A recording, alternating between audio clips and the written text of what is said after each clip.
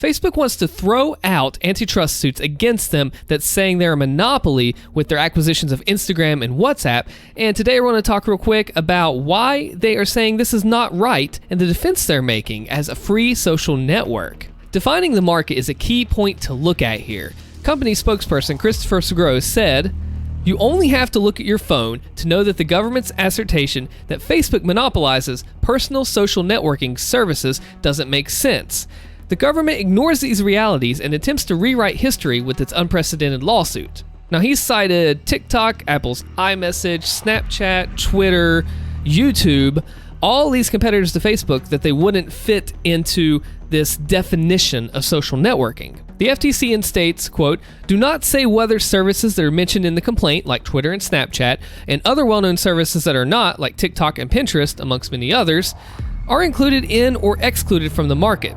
The company said Facebook is improperly left to guess, although it did seem like he mentioned TikTok there just a moment ago. So on the topic of social networking though, who remembers MySpace and Tom? I made my account back in 2005 and it was the big thing then, but a lot has changed in the internet's landscape and how we look at things today as far as our data even.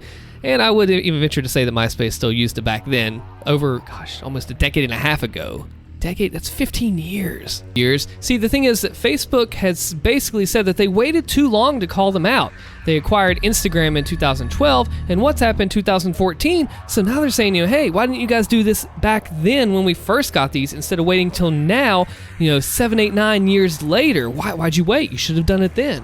But a lot can change and happen in the span of all those years, so I think that just the field is a little different then than it was now. So it's not really fair to say, well, you didn't do it then, you should do it now, or vice versa, whatever, because things were just so much different then. You can't predict the future and see what's going to happen. You can only watch for things and watch out for it and make sure that you keep an eye on it. Facebook also says that the FTC, quote, "has not alleged that it was misled or otherwise lacked access to the relevant information. It just ignores its own decisions, failing to offer any valid explanation for its about face."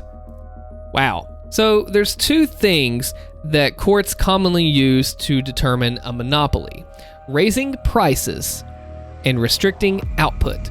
Facebook is a free social medium, so it's kind of hard to pin those things on them. They can't raise prices, they're free, and they're not really restricting anything. So these two things, how are they going to put that on Facebook? That's what we're trying to figure out here. So what Facebook is actually doing to cut this down is they're just trying to dismiss the allegations and cut everything off. And that works better on a private level than it does when you have something on a federal and state level. But you can kind of see what they're doing there, can't you?